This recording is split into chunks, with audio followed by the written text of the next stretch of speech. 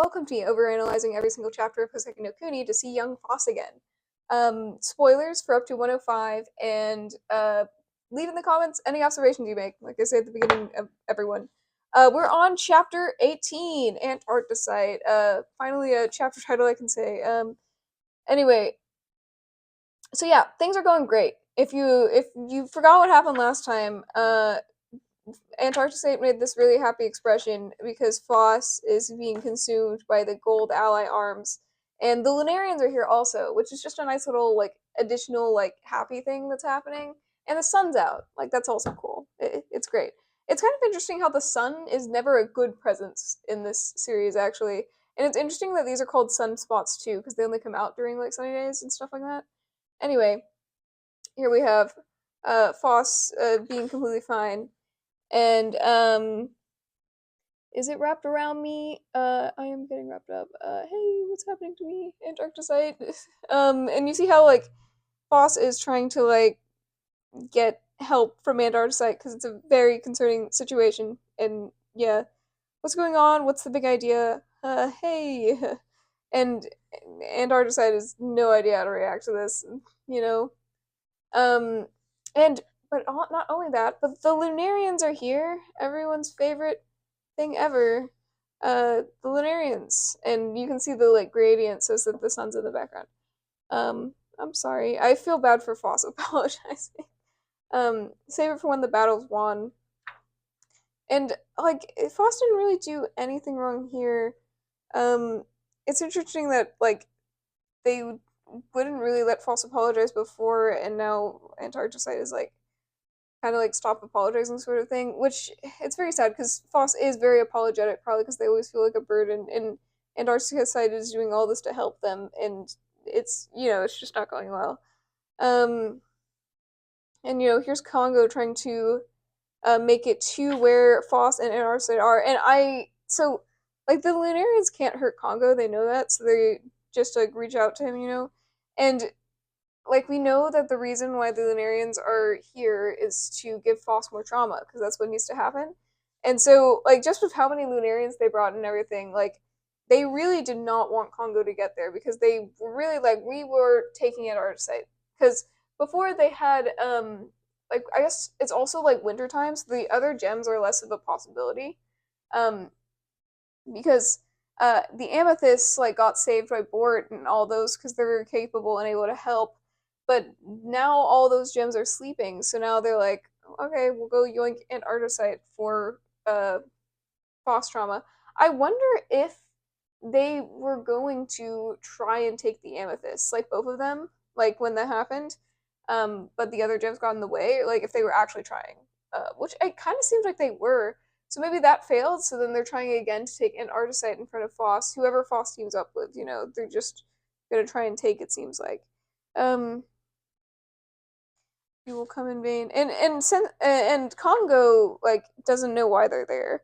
You intend to hold me here? Come as often as you like, you will always come in vain. Saying that he will never pray for them, And, yeah. And so here we have a bunch of cool art. This is just a really good shot, especially with the snow, coming out and stuff like that.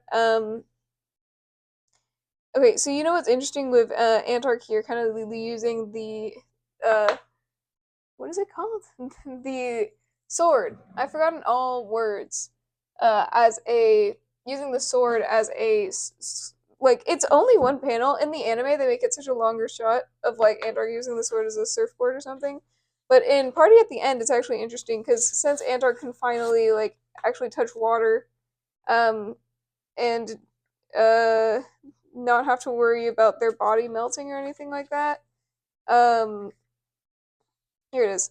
They do actually, go surfing and stuff, or that's, a thing they do, because they're I can finally, do things. It's interesting how the moon, fixed all the other characters, ailments. It's not really an ailment. It's just part of who they are and how they were born and stuff like that. Of course, that's very into what Foss does, and it's kind of sad that Foss is the only one who doesn't really get that relief. But yeah, but I find that interesting because I didn't realize that was a connection until I kind of thought about it more, and it is in the manga. it's just one panel, but in the anime it's a lot more obvious, you know. And then, you know, Antark is just cool. We all knew that. This is not new information. Uh, Antark is voiced by the voice actor, the Japanese voice actor for Killua in the anime, and that's why I immediately like was like, this is a great character just because it was voiced by Killua. Um, anyway, so it is an evaporating. This is a new type. Read about no exit report, and Foss still hasn't been spotted by Lunarians. Good, and you can see that like Antark is so much more concerned for Foss. Like they're concerned about themselves too, but like you know they're a lot more technical, very like kind of like a more tamer Bort in that sense. They still do care for Foss a bit, but they're also like have that kind of edge to them that Bort has, you know. And you know then the Lunarians aren't letting Congo escape. This is a new trap. It's gonna be chills, but nothing will ever work on me. And so here he's, I guess this is probably him starting like a prayer just to get them out, or probably not, or just this is him dispersing parts of his body to get them away. And then there's a boom sound effect which distracts Antark. I'm not sure if they planned it that perfectly for Antark to get distracted like that. Was that it came from the school, but because of that distraction, their arm, you know, their hand goes away. And oh yeah, here, man, I didn't even realize that. Here you see the embroidery, like that's on their gloves. Like it's just such a small details that I don't even realize. I mentioned this in a couple videos ago, I think, but the embroidery on the gloves in the thing, um, just that was just a detail I didn't notice until I read the lore book, the lovely lore book, and then I was like, oh, okay, yeah. It's a very cool detail that Antark has embroidered clothes because the gems are very thankful for the winter gems. Give that back. Like this is a good frame just because like give that back and then immediately put in your eye here to know what like what was taken. Um, like this panel right here. What if you made me forget about Sensei? It shows that Antark is a lot more concerned about their memories than Foss is, and like with any gem, they're like, hey, like what if they like took a part of me that made me forget my best friend or something? Like it just shows that like it's kind of insane how like casually like Foss does not care about them losing their memory. Like it's something that we see as the viewer that they lose their memory and lose parts of themselves and everything like that. But it's not something that Foss has ever showed real concern for about forgetting stuff. Like they don't show concern about forgetting about Cinnabar. They just assume that they won't. Um, anyway, so here's a cool action scene. Um, and of course, this was their other jewels and stuff like that, and it's a very good fight. Um, like I said, with most of the action scenes, I don't have much to add other than that good artwork, great, brilliant artwork. Um, like there's just a bunch of cool families. The flow is really nice. The like impact of like the explosions and stuff. I mean, Ichikawa's art is just peak. That's all I can say about this. Uh, yeah. And I love the like impact panels of just all this. And again, the sound effects and a lot of things could go outside of the paint, and like Ichikawa uses that very sparingly for things that go out of the panels, and it makes them more impactful when it does happen. And a lot of the sound effects in Ichikawa's work usually go out, like pow and the boom and all that, and these strings here, and it's just done so sparingly that it makes things pop out more menacingly when they do need it. Of course, that's where this chapter ends. This chapter is pretty short just because it's most action scenes. I'm not sure if I have anything more to add. Again, let me know in the comments, like I said before. If you notice anything and I don't, like something about Antark's fighting style or something that I have not paid too much attention to. Um, I mean, it's also like impressive that Antark is able to hear like the boom or something all the way from the school because they're pretty far, aren't they?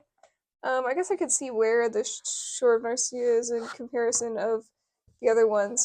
Let's see. So, if you go to the lore book, the lovely lore book. I think it's right before this one. No, it's after. Yeah, here it is.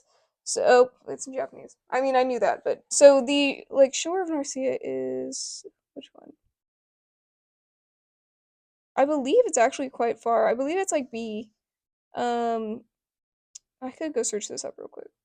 You know, you can go to my other video that mentions this part to know where the Shore of Nicaea is in comparison. I believe it's B. I believe that's where it is, right? So it's pretty far because the school's over there. This is like the this is where Cinnabar's cave is. I remember that. Um, but yeah, I believe this is where the shore of Narcia is. So they're like really far from the school, and like I'm just surprised that like it must have been a huge explosion for Antark to hear it. That's all I'm saying.